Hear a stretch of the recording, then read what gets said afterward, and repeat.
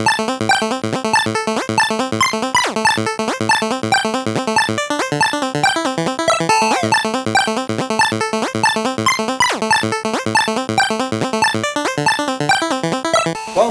to this week's episode of the Relly and Deli podcast. I'm Relly. And I'm Deli. Oh, and today, today we're talking about The Bride. Ooh, oh my gosh, spooky. The black and white. Is it not black and white? What's all going on? She the wearing Chilling house. What's going on? So yes, you guys, today we are talking about 2026's The Bride. This is the second movie directed by Maggie Gyllenhaal, Jake Gyllenhaal's sister, siblings. Her first movie was 2021's The Lost Daughter, and that also starred Jessie Buckley and Dakota Johnson. I'll be checking that out. This movie, though, The Bride, is defined as a dark comedic horror film, and it's essentially a reimagining of The Bride of Frankenstein. I do want to give you guys a little bit of a background. We did recently find out that the original 1930s Bride of Frankenstein only had the bride in there for like the last 5 minutes. Yeah. And it's towards the end. So I do think this movie is to serve as a bit of a reclamation because we start off with the bride there. Thanks, James and Janice. Dead Meat. Thank you, Dead Meat. Because I would have been really upset if I would have sat and watched that movie because I've been wanting to watch it. Yeah. For her dramatic and screams and all that stuff, that's iconic. But she's only in the last little bit. I would have been very upset. Honestly. So, yes. And that movie starts off with Mary Shelley, the author of Frankenstein, at a little party, and she's telling the story. And this one kind of nods to that as well. Before we get into the story or anything, did you have any little tidbits, any little tete-a-tetes you want to add before we jump in? No, it's just, I found it very interesting that this was a family affair like we talked about. Yeah. We got, Maggie and Jake. Mm-hmm. Maggie is married to Peter, who plays a detective. Correct. Christian Bale is in the film, who did Batman with Maggie. Right. So it was very interesting. Yeah, it seems it's definitely giving friends and family helping each other out. Correct. I got this vision. This is my second movie. Don't y'all want to come on? Let's do it. Yeah. So I support you. Go for it. So with that being said, we will jump into our 4 points. As you guys know or may not know, we do break this down into 4 points. Story, acting, dialogue, cinematography, and sound design. There'll be some slight spoilers here, but we do aim not to give away, the whole kit and caboodle. Correct. So I'll go ahead and jump off with the story. Would you like to start with the story? No, I'll let you start. I will start off with the story. I gave the story an 8. Okay. We start the story. Ida is at a dinner party. This is Ida, played by Jessie Buckley. And through the course of the night, she gets possessed by Mary Shelley. Right. Who we actually see her first before we even see Ida. Correct. So it throws you right in, and it's very much like, girl, you better catch up. Because we starting right now, right here. So she gets possessed by the spirit of Mary Shelley, who's long gone, long dead. And the idea is that this is a story that Mary Shelley wanted to tell, but she wasn't able to tell it before she died. Mm-hmm. So she's going to go and, possess this woman in 1930s Chicago, and we're going to go from there. She tumbles to her death, Ida does. All this is in the trailer, so no spoilers. And so then shortly after that, Frankenstein, the monster, comes to town to speak with Dr. Cornelia Euphornius. Her name is crazy. But he's here for reinvigoration. And he's here to I'm lonely, I am sad, I would love to have someone like myself to be my mate. And they end up digging up Ida. Mm-hmm. She's reanimated. She doesn't remember who she is. And from there, we're off to the races. Right. I do want to say I really enjoyed this movie. Spoiler alert. But I do think this is going to be a movie that you're either going to love or you're going to hate. Yeah. And we might be representing both sides of that today. Well, we'll see shortly. We'll see. But I do think there's a lot of bold and unique choices made with the writing, with the concept. And it's very stylish. It's very stylish. So I may even say style over substance. Yeah. And it is kind of a meta approach because you have Mary Shelley possessing the main character, but Mary Shelley wrote the story of Frankenstein, and Frankenstein is in this and well known as the monster. So it's kind of like her telling us the story while showing us the story and possessing it. Yeah, it's a whole lot. Little things going on there. Yeah. But I did feel like it was a bit chaotic and disjointed. And I wonder if some things were cut out or this is different from the original vision of Maggie Gyllenhaal. Or it might just be just the way it's set up. And you do get, with all that being said, it's a lot of different like genres coming together. And I found that in the movie itself as well as the soundtrack, which we'll get to later. Mm-hmm. But we do have themes here of feminism, being quote unquote othered, you know, and then corruption. Yeah. Yeah. Yeah. So yeah. Yeah. Your thoughts on the story? Okay. For the story, I gave it a 7. Mm-hmm. And I gave it a 7 because I do feel like it was able to rectify. Mm-hmm. It's a shaky start, babes. So, a couple things to address. Mm-hmm. Which we saw when we saw the dead meat from James A. Janice. Mm-hmm. That the framing device of the story starting with Mary Shelley telling the story, that is part of the original. Right. That they wrote in. So, to see it done this way, and Mary Shelley died of a brain tumor. Correct. So, she was like, I'm going to use this person to tell this story. Which, the vantage point to me is kind of muddy. Okay. Right? Yeah. Because she's picking Ida to be the person to tell this story through. Right. Sure. Okay. Right. We see her, fall to her death and everything like that. That was like kind of like, did she jump or was she pushed? That was open. Yeah. And I'm like, it does, everything makes a little more sense if she was pushed. Right. And I mean, I think it's all but confirmed which one happened towards the end of the film. Yeah. But the framing device to me was a bit jarring. Yeah. Let's see.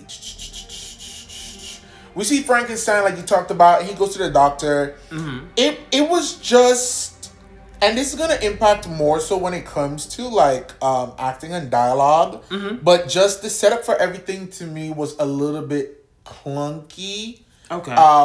When they were just trying to set exactly what was happening. Right. Because you have a good sense of where this is gonna go. For we sure. Just gotta get there. And to me, some of the stuff that they were saying was unnecessary. Mm-hmm. I think it was more so for people who don't know who Frankenstein is, despite 11 Frankenstein movies coming out within the past 9 months, apparently. Fuck. And the movie being like 100 years old. Correct. You know what I mean? So, it was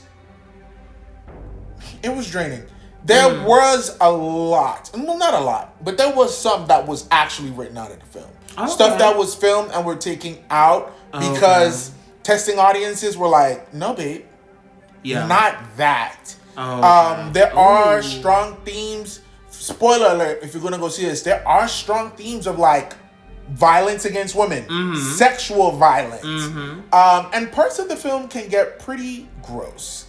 And some of the things just were not received well. And it was written out and taken out of the film. There were certain things that was like, I made it interesting that bumped it up for me for a 7 because honestly, start of the film I was like 3 at best. Yeah, I was watching someone else and they said that the person next to them walked out at the start. Yeah. And so I'm like, that was probably what he was feeling. Very that. It was too much. Now there's different parts, right? Because he is trying to get a mate. Yeah. And it was just, I found it interesting when he finally got her and she tried to make advances towards him, he actually rejected her. Yeah. So there was little things in that was like, this is interesting. This is very so interesting. So now we could get into the psychology of this man monster. And they did, I think, a more interesting way of having him devolve into like the non-verbal Frankenstein, Right. Because originally Frankenstein was verbal, but they felt that made him too sympathetic, so they took it out. Right. And they took all of his lines out of the original film. Okay. So with this, I do like that he had those lines, but when things started to get a little too aggressive, he got very he regressed into just yelling. Right. And it wasn't like your traditional, what you think of Frankenstein, moans and yells. Right. And it was in its own way. Some of it was cringe, but it was unique nonetheless, so I give it a 7. Nice. So yes, the last thing on the story, I feel like they have kind of a undefined power set that I'm like, what can y'all do? Ooh, the Bride and Frankenstein with the whole thing with we'll get into more of the dream sequence situation. Yeah. And then the stuff really was shattered. Something shattered in the dream and it really was shattered when she woke up. Right. And then there's a dance number that occurs and it's almost like the people were compelled to start dancing. Yeah. So I'm like, what y'all going on here? But I don't know how much of that is them and how much of it is Mary Shelley. I attributed all of that to Mary Shelley. That's true too, because she is beyond the grave, exactly. And regardless, that's a great way to look at that. Still a recollection from the brain of a dead woman who had a tumor in her brain. Right. So who could ever be sure? Who could ever be sure? That me? For damn sure not. I like that. I didn't think about that, but because I feel like she was definitely the hand of fate. From the moment she marked Ida, oh, you're going down, you're dead, and you're going to be reanimated. And that's the only reason why it made sense that they would pick Ida, because he didn't know anything about Ida. He never knew her. Yeah. Why did you pick her grave? Was she just the newest grave? Exactly. I guess that would make some type of sense because she's fresh. Make it easier, the fresher the better. That is something that could have been in the acting and dialogue that we're going to talk about, but it was never explicitly said. So. Very much so. So acting and dialogue. I gave it an 8. Generous. I know. The more I think about it. But yeah, this cast is pretty stacked. We have Jessie Buckley here, who was apparently, I think she's nominated for an Oscar. Not for this, but for something else. Right. This is my first time ever seeing her, so I'm definitely going to be looking deeper into her. But sister. She is playing both the bride, Ida, as well as Mary Shelley. Mm-hmm. Dual roles. Yes. We have Christian Bale as Frank or Frankenstein. We have Annette Bening as the doctor, Furnius. Mm-hmm. We're moving on.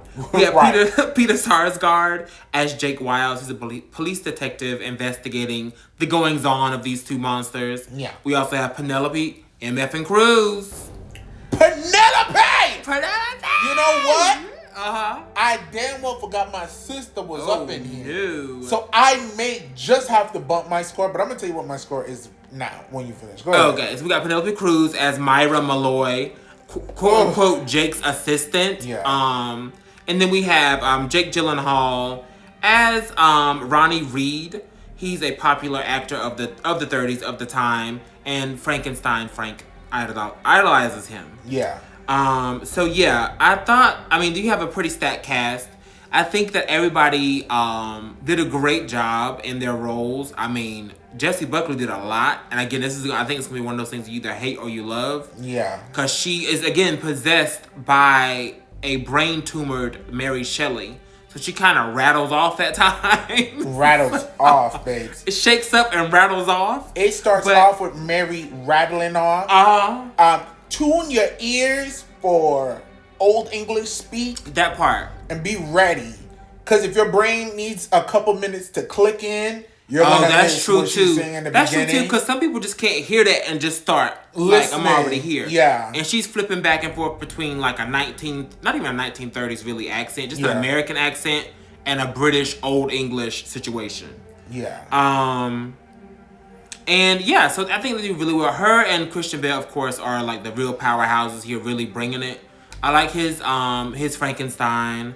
He's a gentleman first before everything else. You kind of alluded to that with him not wanting to sleep with her. Well, Oh, what do you? I don't even think that's about him being a gentleman. You don't think but so? Go ahead. No. And we're gonna talk about that too. Okay, we'll dig into that. But there's some great lines here. One of the first like through lines that we put in is "I would prefer not to." I think that's like Chaucer or something. I forgot who she said she was referencing, but she's referencing some author of Mary Shelley's time. Yeah. And I mean it's such a simple statement, but it's very much like, I would prefer not to. Yeah. It's very much something that is needed by women, I feel like. Yeah. But also, it's a phrase that women say today and still is not heard and is disrespected. So exactly, and it's the most tasteful way to be like, no, I would prefer not to. Yeah, and so there's a time where we're trying to find her name, and she's like, I want to be the bride. That's in the trailer as well. Yeah. Refer to me as the bride. And I think that's very kind of empowering as well, because it's like, I'm not a bride, I am the bride. The bride. I am the woman, every woman. Correct. In that way.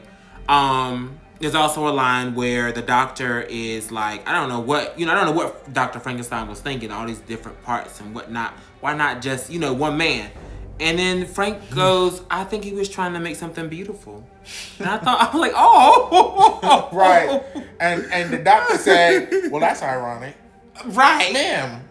She was very cutthroat that way. Right here. She was very cutthroat, very like scientific, and like not really trying to coddle anybody. She was oblivious. She was oblivious to that. As many geniuses are portrayed in modern media, and I'm sure they are in real life. Yeah. And then back to that one scene with the naming. She's like, I'd rather been called something else. Correct. So I feel like I had some great lines, but overall, I gave it an 8. There's a lot of what may call overacting here. Ciao. And so I release to you, my good sir. What did you give it? For acting and dialogue, I gave it a 6. Okay.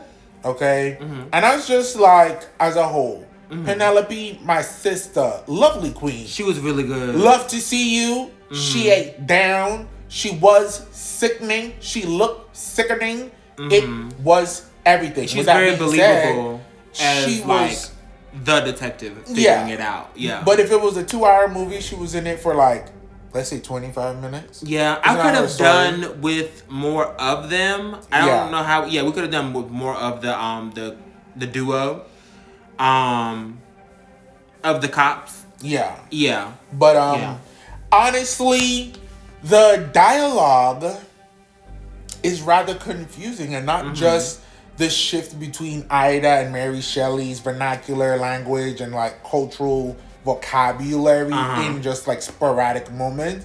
But honestly, the entire script of the film, they chose to put subtext where, did we need it? And then moments where, could you explain this a little bit? They just absolutely didn't do it. I think the introduction of Frankenstein and that entire conversation with the doctor was way too long, and it was way too tiring, and it was just a lot of, like, it was just a lot of flash for nothing, and just like, this is genius talk. Dig the bitch up. Let's get going. I got lunch in 2 hours. This movie is lengthy. It's a bit over 2 hours. And I would say, when it gets good, it does get good, right? We have some good moments. We could talk a little bit about, like, Frank, where Frank wasn't a gentleman, in my opinion. Oh. Yeah, like...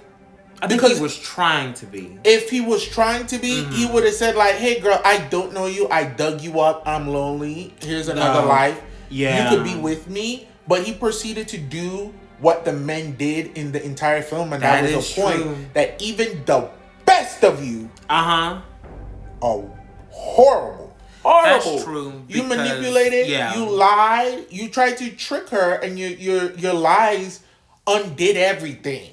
You know what I mean? And him refusing sexual advances had nothing to do with chivalry. It had everything to do with the fact that he didn't feel worthy of her. Whether it be guilt or the fact that he felt ugly. Right.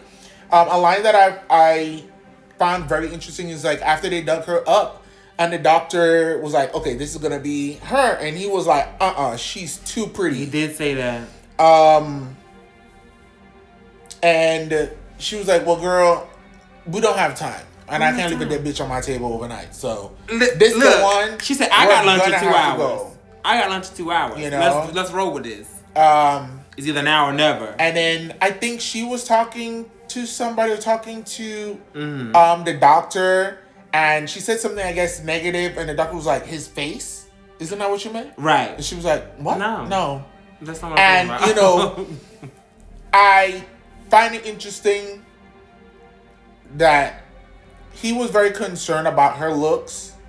She wasn't so concerned about his looks. Mm-hmm. And while society was afraid of him, I think a lot of the times, a lot of women feel that there's an imbalance when it comes to aesthetic norms and expectations in relationships with men. Men get to walk around looking like Peter Griffin, while women have to look like Lois Griffin and be a bombshell body. That's true. Maybe I'm reading too much into it, but hey, it helped the score for me. But yeah, there was some great dialogue. Something else that ties and it'll lead into the cinematography is what happened when it came down to like the use of the screen. There were some like films, some movies going on starring the character played by Jake Gyllenhaal, and that was used as a vehicle for a lot of the dialogue. That what they were saying in the audience and talking to each other was playing out on the screen. Yeah, and I like that. And the dialogue plus that use of cinematography boosted it up. But ultimately, I do think that it was a little heavy-handed in the delivery in parts, even for him as Frankenstein. And less is more sometimes. Okay. Penelope, you ate. Penelope ate. You look good, girl. She was so good as that detective. They were playing in her face. Because it is the 30s, so you know. She was a woman. Women in the back. So, but yeah. They didn't even acknowledge her in some of the scenes. But yeah. Very good. Okay. I will say before I move on to cinematography, I do like the juxtaposition of the two detectives versus the two monsters, but the women is really running the show on both sides. Correct. So I thought that was really cool. But yeah. And the men are both lying on both sides. The men are both lying on both sides. Why the hell y'all lie like that? Ugh. Lie. I don't know. Anyway. Okay. Cinematography, I gave a 10. When it comes to cinematography and the look of this film, it is very stylish. Yeah. And I do feel like that's where it really excels. It's very just bright and vibrant and some crazy, like, stylistic shots taken. I mean, the bride's look is pretty iconic. The stark hair with the roots, and you got the black splatter of whatever that is, that stains the side of her face. Yeah. Even like when she wakes up, like when she's first reanimated, she has like that look on her face with that low brow. I don't know if that's just her face or what, but it's definitely giving. And she doesn't look like that anymore for the rest of the movie. She's just like, yeah. And then she livens up or whatever. But yeah, her look is great. Her falling off those steps. That was aggressive. The drama. Yeah. The drama of her flying airborne and then the clink clank. Yeah. And then just how she looks, she has a lot of like broken doll aesthetic situations. Like even when she's being reanimated, there's another shot of her just like in the center of the frame. They're just zooming up. She just So the dream sequence, which for no other reason, is what it is. And then there's a shot of them, I think they're just getting to New York. And it's just like all the lights and the cityscape, and it's just a rotating shot. And they're like, oh wow, everything's so great. But I do want to talk about the attention to detail for all those movies that Jake Gyllenhaal as Ronnie Reed is in. Yeah. That's insane. It's a lot of detail and a lot of work. Those dance numbers, all that for a movie inside of a movie. Correct. And there's a few of them. Yeah. But we got to talk about the wardrobe. The wardrobe is phenomenal, as we mentioned before, and Penelope Cruz sells it in every single scene. The 30s and 20s are my new favorite era right now. growing up, it was the 70s. I don't know why I'm having these longings for eras that I was not a part of at all. And could not be a part of. At all. Yeah. But, yeah, I really like that, the style of that time. Yeah. So, yeah, the wardrobe was really good. You get your trenches. You got your little hats. Yeah. Your curls. Yeah. You know, it's a good time. I mean, when I was younger, too, I did like it. I love a flapper suit. Yeah. A little zoot suit Yeah. with a fedora. I don't know if that's offensive to say. A lot of things are based off of slurs. A lot of things are based off If it is, I apologize. We do apologize. But, yeah, you know, the suits and the big ties and all that type of stuff. And as a kid, like, wanting to live in New York specifically for the aesthetic. For the aesthetic. Of what that is. Yeah, for sure. I give cinematography an 8. I think that there were a lot of successful things that helped to shape it. Things that we talked about, like the movie sequence. So we see him watching Jake Gyllenhaal in this movie, right. And at first I'm like, Jacqueline, is that you? It is, and then it was working. The dialogue in that film was very good, and it also sounded familiar, where she was just saying like a bunch of contradictory statements. Yeah, and it was just a good back and forth in that dialogue. What else? I think he was a unique looking Frankenstein. He was. You know, he was kind of greenish, grayish, but not really. Yeah. The scars and everything being in different places, no bolts in the neck or whatever. So, you know, watching people reinvent this monster man has been done damn near every other year for the past apparently 100 years, 200 years. Little did I know, there's a lot of Frankenstein movies. Yeah, even in American Horror Story, Coven, we got them like putting that piecing that boy back together again. Yeah. And he was very Frankensteinish, especially in the beginning. Couldn't speak. Yeah. So, you know, there were things. It's a beautiful noir-esque inspired piece of work. It's kind of gringy. Some of it is gross. I wasn't 1,000,000% like astonished or like captivated by any one thing other than Penelope Cruz, honestly. The dream sequence was good. I think too, honestly, had a bias because like it came in so strong that like in my mind I was like, y'all better do something with this, man. I For can so still long, see that. That I can see. Maybe I would probably have to watch it again to get like a better appreciation. If and when that would ever happen, couldn't tell you. But I don't think that it was anything that was like visually just like you know. I'm glad they took note and they took. I don't know how far that like assault scene was supposed to go. But you think that's part of it that was cut out? Hell yeah, I know it was. It was reported. The girls did not like it. They were like, not that's this. Too much, yeah. And then it was like something gross. You know, they're throwing up like that black bile and stuff like that. They had to pull something out of the film as well. But yeah, all in all, I thought it was solid. I thought it was fair. Okay. Yeah. Okay. So now we are jumping into our last category, sound design. Yeah. Which I also gave a 10. I mean, the sound for the movie itself, just as far as like things happening, they're standard. But this movie really goes above and beyond to me with the soundtrack. And you know, it's an amalgamation, as I mentioned before, of different genres. And so, you know, it all kind of kicks off. The big sound moment for me, the first one at least, was, you know, when you're down and out, you know, you go hang out with the gays in the club. And, you know, we see the band Fever Ray, who, they have this, like, industrial, experimented, like, almost like ska music sound. They have two great songs, The Lake and Wrong Flower, and they're both in the movie. So you have that combined with, like, the vaudeville stuff that Jake Gyllenhaal is doing. These dancing and singing and these kind of creepy tunes, but I think that's just how society has put the 30s. And he actually sang that. He did. He sang all those songs. I listened to the soundtrack. He got like 3 or 4 songs on there. Talk about committing. I love that. I love that. Yeah, for sure. And then we have like the musical score that's actually done by, now I'm gonna butcher this name. Oh Lord. It is Hildur Gudnadottir.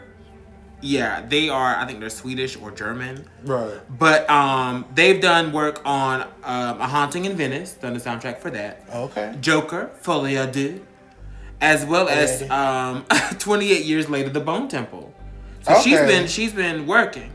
But she has some great tracks, like Aren't You Curious, The Fountain, and The Fall. It's very noir, edgy, mysterious, almost hot gum coded. You know, How to Get Away with Murder for those who don't know. Yeah. But yeah, it's an amalgamation of different genres here. But I really enjoyed it in that regard, and I think it really brings life to the movie and speaks to the chaos of the movie as well. So a 10 for me. Okay, I give it a 9, and I did up into a 9. There were some cool moments. Fever Red was really good. I did save 2 songs so I could hear them fully. One of them for sure I will be keeping in my playlist.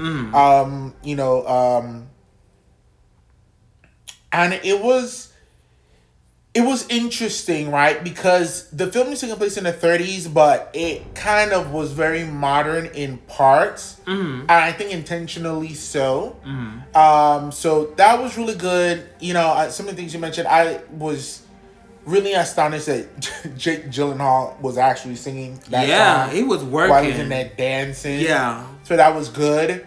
But, you know, one of my favorite parts is... there's a callback to Put It on the Ritz. I thought you were going to say and that to me was very great. Put it on the Ritz. Yeah. And they went in there dancing like Listen. As soon as they walked in that building, I was like, oh, they're going to dance.